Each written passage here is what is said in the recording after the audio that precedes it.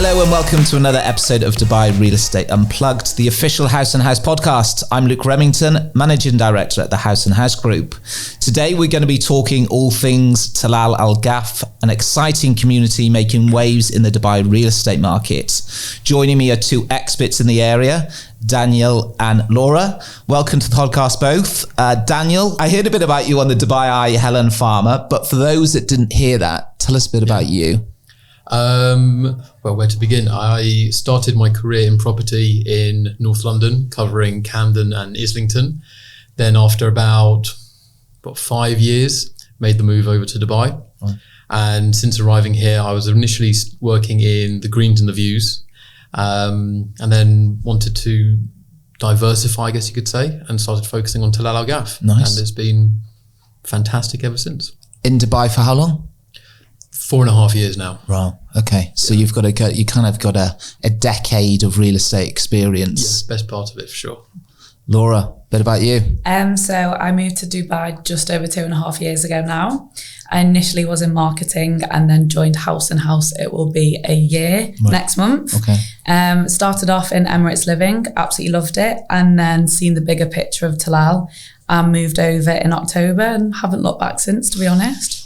So we've got these clients, lots of people are talking about Tilal Al Ghaf, and I'm going to be completely honest, I know very little about it. So I'm really looking forward to speaking to you both, genuinely, because I don't know anything about it and I haven't actually been there. I've run past it because I do a lot of running, but I've never run into it. So like a lot of people, they're talking about it and they're looking to go there. You were both working in different areas, yet you've also seen an opportunity to obviously make a better career by working within there. Yeah. Tilal Al Ghaf, relatively new on the map.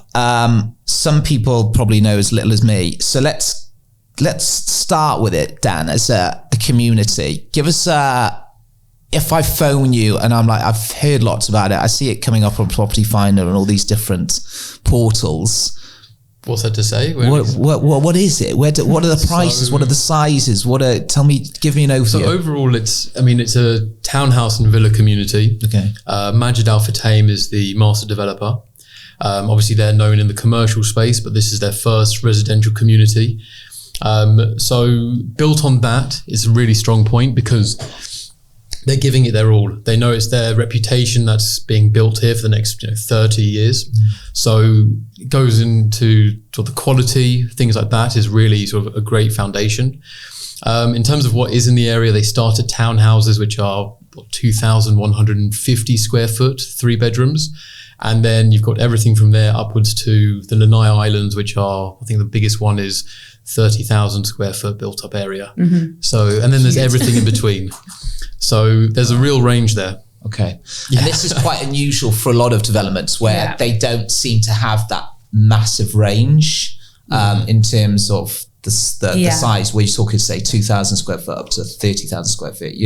Branches, you're probably looking 1,400 square feet up to, 5, 6, 7,000 square feet. So these extra things that they've brought into the community. Yeah. Is this because Majid Al Futtaim have seen a gap in the market to have a community that offers A to Z? Yeah, I'd say so. For people who say live in the townhouses, they're going to massively benefit from all of the amenities, the lagoon, the clubhouse that is built for everyone. And obviously the people who are spending at the top level, they all get to share those amenities. I do think that there was a gap in the market because what, say, other developers aren't really offering is things like variation between the properties at the time of purchase. There's different types, but there isn't further customizations, which is what Majid Al Futtaim is offering. There's also being able to purchase upgrades, say a year before it goes to handover or 18 months. They do a show home, which is fully kitted out with everything from, say, marble flooring to electric car chargers, whatever it may be. And they invite owners to come by appointment to come and see the finished product and then be able to purchase those things. So it's a really turnkey villa by the time it's ready for handover. And it's the little things like that other developers who are really established just aren't doing at all.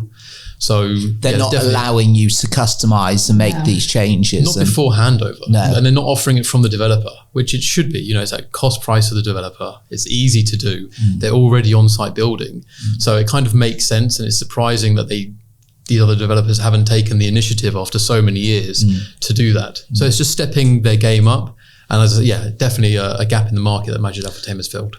Approximately how many units, including townhouses, twin villas and mansions and all this? Throughout all of Tilal, you've got just over 6,400 now by the time it's going to be ready, which is 2027. 6,400 villas across the whole lot. Everything, Okay.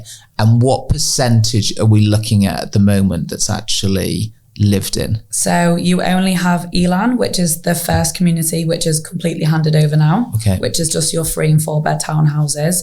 So there's 3 phases, and you're looking at around 1,000 in each of those phases. So just over, isn't it? For what, sorry? Now. For Elan now. For Elan, there's about 1,000-ish townhouses that have handed over. Really established community. And then in Harmony 1, you've got about 250, something like that. Which are nearly and that's about that's about 50% handed over. 60%. And these would have initially been bought back in 2020. When it was off plan. This is after we've come out of the kind of the COVID times and prices were a lot lower. There's some very happy owners that bought them in off plan, I can imagine. Are now obviously ready to sell, doubled their money, if not more, on some of them already. And I think that's also created some of the the anticipation for the community, because people were getting such good deals, so everyone was sort of saying, what's it going to be? The price attracts a lot of people, and that excitement has stayed throughout the process of building and whatnot. So that's why it's still got such a buzz about it. And is it busy? Are you going down there? Because I know there's lots of transactions happening, and and this is what the listeners can actually see. They can actually log in these days to different websites and find out transactions that are taking place, what people are paying, the size of them, etc. We know the transactions are taking place. But are people moving into them? Are they rented out? Are they homeowners, or what are you finding? I mean, especially in Elan, because it's the only one that's completely handed over. I mean, I think you can agree with me, Dan, even in the space of the last 6 months, how more busy it feels just driving through there. There's more people visiting the sales centre. There's less ribbons on the front door. So obviously a brand new house looks like a present when someone's going to open it. I would say 90% of Elan is at full. Say more, yes. I mean, I say it all the time to people, like every driveway has a car. It's fully settled, fully established. Comparing that to previous, when Dubai Hills, say, handed over, it took, and I know there was COVID and whatnot going on, but when I used to go down there, it would feel like a ghost town really early on, or even after 6 months, 8 months. A lot of new developments did. And this is now fully, it's just, the greenery's all in. It's really, it's just a thriving community really, really quickly. So it's really encouraging. And I think in terms of the rental prices that are being achieved, so for example, a 5-bedroom just rented at 580k, which is already challenging Dubai Hills rentals, and that's what they handed over 4 years ago. And people, I was going to say as well, like people were signing tenancy agreements before the properties were even ready. The demand for them in Harmony was that high. People were like, I've not even got in yet, and I know this is where I want to live. Are they able to? This may sound like a stupid question. No. Are they seeing this before they sign the contract? Some of them hadn't. Some of them hadn't even handed over yet. But originally no. Essentially, they see a floor plan and they got some pictures that you send them. If they were lucky, the agent could have sneaked in and got some photos. But 580,000. That was for the 5-bed. Okay, and what would entry level on a rental be looking like? Depends on the community. So for Elan, for a 3-bed now, you're looking at anywhere between around 220. Okay. Max 180, I would say, is minimum. Okay. And then you've got 4 beds, which are anywhere between around 230 up to 260. Wow. And then in the Harmony community, the 4-bed entry level Harmonies, which are standalone villas, you're looking probably 425 up to 460. That's what they've been actually, renting at. And again, it's the community that's not landscaped in terms of the back garden, so you have to put further investment in, and people are willing to do that just to be there. And as I say, 50% of the community of Harmony is handed over, so there's still building works going on. So it's encouraging for sure. It is encouraging, and it's obviously you were both working in different areas, which I touched on. Yeah. So you've obviously heard some kind of buzz when you've been within the office, or you're working in Greens, you're working in Emirates Living. You must be hearing things about Tilal Al Ghaf. General public seem to be hearing lots about Tilal Al Ghaf. Yeah. But what is it that is actually drawing people? I know you're talking about Majid Al Futtaim. I know you're saying, there's their first development within Dubai, and they're doing all these extra little things like you can adapt it and change it. But what else is doing it? You're not buying there, you're working there, but why are you seeing the urge to go there? So what else is it offering that maybe I like Arabian Ranches, which is just across which is its neighbour, we've got Dubai Hills Estate, we've got Damac, hills very close by. What is really pulling people in? To be honest, I think there's multiple things. I think the fact that whether you're a young couple or a family, like Dan touched on, there's so many different communities, so there's something to offer for everyone. And they're kind of seeing the bigger picture. I mean, the fact that they are brand new builds, all of them have different payment plans, which is obviously really attractive for a buyer as well. So, for example, a lot of them still have another 2 years of a 40% post handover. So just to explain on that, Laura, that means moving in, then paying 60% up until you've moved in, and then 40% correct. after. Yeah, so as soon as the property's ready, there will be another 2 years where they can pay the remaining 40% of the property. Okay. So although right now, let's say a buyer wants to purchase in Tilal on a unit that's not ready yet, they would need that as a cash purchase. Once it's ready and it's handed over, they could, of course, mortgage the remaining amount, which I do think makes it quite attractive to a lot of people. So this is pulling people maybe that are not being offered this in Dubai Hills Estate or Arabian Ranches, because they don't just have it. Damac Hills don't have it. So this is one of the main drivers. Yeah, that, and there's the amenities. The community as itself is very green. There's also cycling tracks. You've got the lagoon, which if you go down to the sales centre, what you can see there at the moment, which is already, really impressive, is only about 10% of what's to be built. Yeah. The mini Maldives, Laura. That's what I heard on Helen Farmer. You were saying the mini Maldives. It did bring a smile to my face. Yeah, literally. So you're not going to get on a plane now, Laura. I know. It's around the corner. It's amazing. It's what I need. But I've not heard that. As soon as I take people down, I'm like, and here you have the mini Maldives, and like, sold, I'll buy. Is it that impressive? I was blown away first time I went down. I thought, I know I've made the right decision moving to do this area. Yeah, fell in love with it. And then you've got the clubhouse, which is obviously to be built, but that's, I think I can't remember the name of the company that's going to be managing it, but they already provide restaurants like Sushi Samba. So the level of things like that is going to be really nice in there. And then the school, RGS, which has, it's British school, has a great reputation in the UK.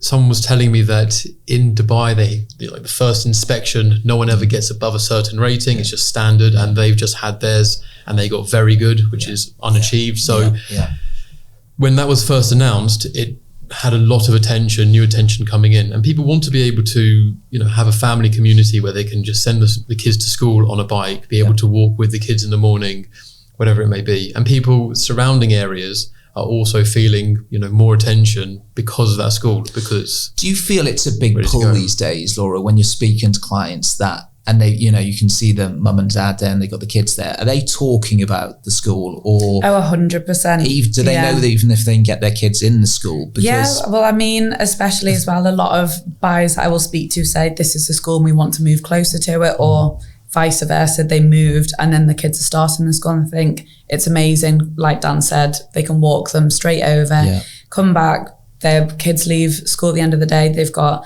a park and a pool that the kids can go and play out straight away whilst the parents get on with whatever they want at home. So you kind of have everything right there in the community as itself, whereas let's say a couple of years ago people thought, Tilal's a little bit far out, but as Dubai's building, it's actually looking at, it's genuinely really well located. I mean, in terms of road access as well, I think it's a massive selling point when people want to kind of move to the area. Yeah, for sure. The roads are getting busier, Dan, and people are concerned about the traffic, aren't they? Even us getting into work in the morning, it's getting very busy. Definitely. I mean, when I first came and it was, 5 minutes into work, 10 minutes, and that's only 4 years ago, and now it's, it can be like half an hour drive or something. Yeah. So it's definitely getting busier.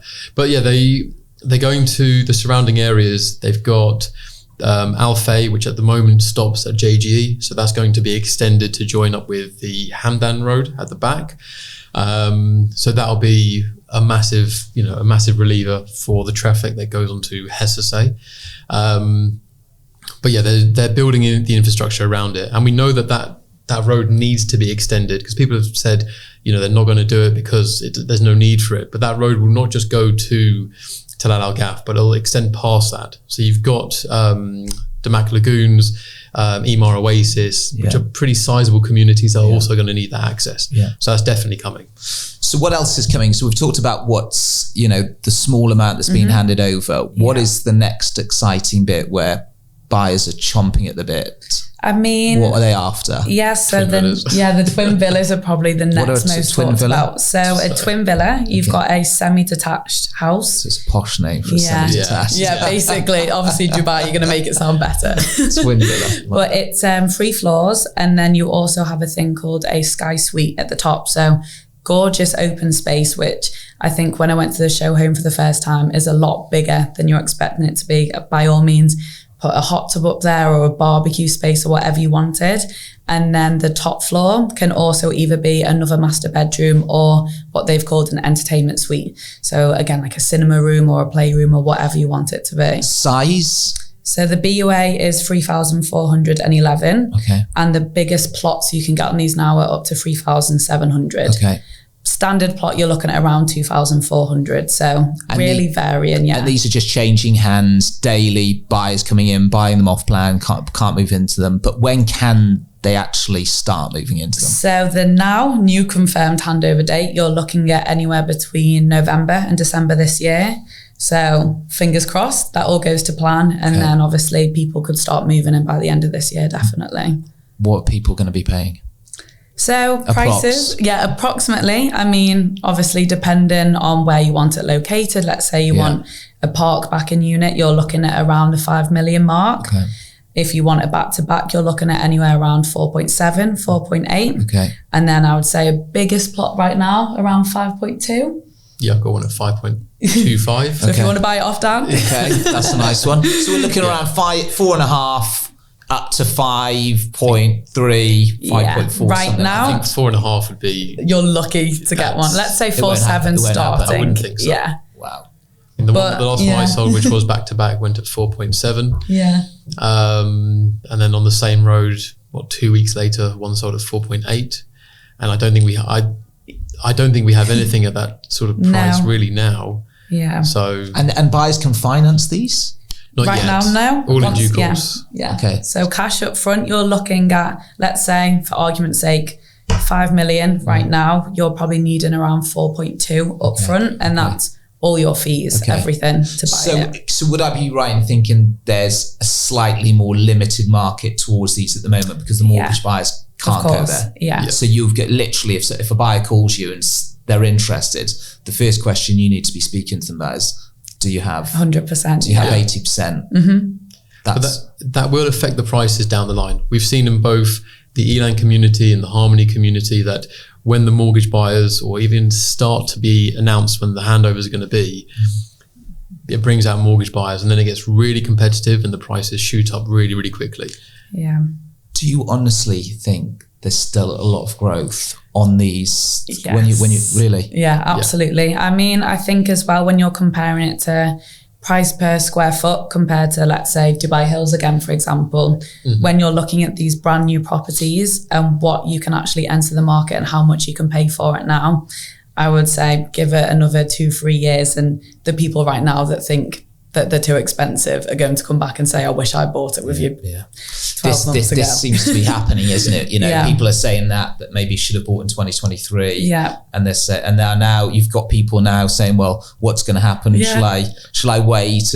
But exactly. I do feel, and I know listeners might think, well, you've got 3 realtors on the speaking, and we are going to say that it's going to keep going. But I do genuinely feel from speaking even to friends or general public out there that they actually believe, because they see the vision, they see the forecast, see the population growth, and they can actually start believing, well, yeah, they probably are going to keep increasing in prices. I mean, it was Property Finder in January released that just between December and the end of January, out of every single villa community in Dubai, it increased more in the sales transactions over everywhere. And that was just in the space of 4 or 5 weeks. And I mean, I don't think it's going to slow down at all. Yeah, I think if you're comparing it to, I mean, Harmonies are already getting rental prices that are competing with Dubai Hills or as high as Dubai Hills.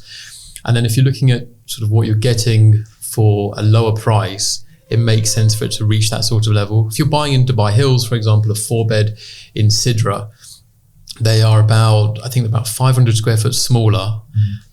For me personally, I think the finish, and I wouldn't say the quality, but certainly the finish, I would say is significantly better as a standard level. I would, but if you we're a little bit biased, but yeah, but if you go and see the basic entry level of a Sidra or something now that hasn't been touched since handover, these are so much nicer. Such as really small things like skylights and say the upstairs corridors and whatnot, which hasn't been offered in other communities as much.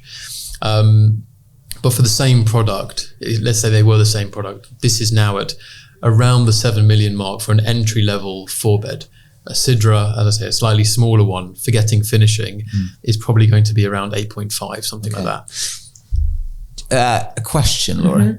If you took me out to see that property, the property Dan's referring to, Harmony, you took me out, and then at the end of the viewing, I said to you, right, thanks ever so much. I'm now going to meet one of your colleagues at Property in Dubai Hills Estate. What would be going through your heads into thinking, is Luke going to come back and buy in Tilal Al Ghaf, or what is going to stop him buying that? I know it's a really difficult question because you work in that community, but what do you think that potentially Dubai Hills Estate would have over Tilal Al Ghaf? I think right now, as it stands, the only things is the fact that Dubai Hills, one, the location. I mean, you can't argue it is very central to how Dubai looks as a whole right now. And the fact that it is a finished community, whereas Tilal, I think you need to be a little bit more patient and see the bigger picture of what it's going to look like by the time it's done. So yes, Harmony, you'd be moving into a brand new property, which, as Dan said, the finishings are unbelievable. But Dubai Hills, you have obviously Dubai Hills Mall is right there. You've got the golf course. I mean, there is amazing things right next to it as well. But if you're just going off the property, I think I would sit there and patiently wait for the call and then you would do that. Put the offer in the Harmony. Yeah, okay. That and if they're using a mortgage, their timelines as well count for a lot. If Dubai Hills, if you can mortgage it now, I mean, there's very limited stock in Harmony 1. So if you can go to Dubai Hills and get something that you can move into immediately if you need to, and you can mortgage it, and it's the right property, then that's probably going to be a factor as well. So we've got this new community, Harmony, towards the end of the year. Correct. What would we have coming after that into, say, 2025? So you've got the Aura Twin Villas that we touched on, which are this year, and you've also got Aura Gardens, which are 3 and 4 bed townhouses. And then next year you've got Alaya and Alaya Gardens.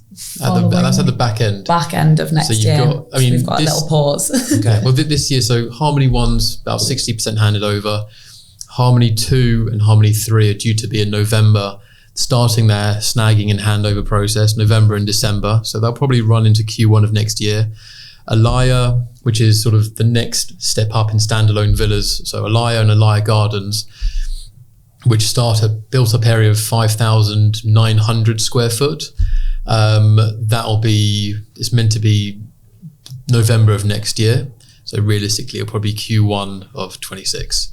What I really like about this, and I think this is, I think again we mentioned, it is a kind of, it has everything to offer, and it has these mega mansions as well, which a lot of you don't seem to find. I think maybe Dubai Hills was probably one of the first ones to do that, but you'd have Emirates Living, but you'd have Emirates Hills that was completely separate to Springs and so on and so forth. This is obviously, you've got the mansions within the development. What are these mansions like? And I've seen some articles going out in Arabian Business, and I've seen some ridiculous, in excess of 200 million or something. So the one that was at 200, I know there was a sale on Lanai Islands. So that's, the ones that are anywhere from 25,000 built up to 30. My understanding is the one that went for 200 was actually 2 two plots put together. So they start from the developer around, I think, 70 million, depending on location. And they're available? Still from the developer, yeah. Wow. It's the only thing left directly from the developer as well. There's Serenity Mansions. Oh, in terms of mansions, everything else gone. Yeah. Okay, so if you want to go to the developer and you want to buy direct from them, you've got to be spending in excess of... Now for Serenity Mansions, you've got entry level would be around 25 million, depending on location.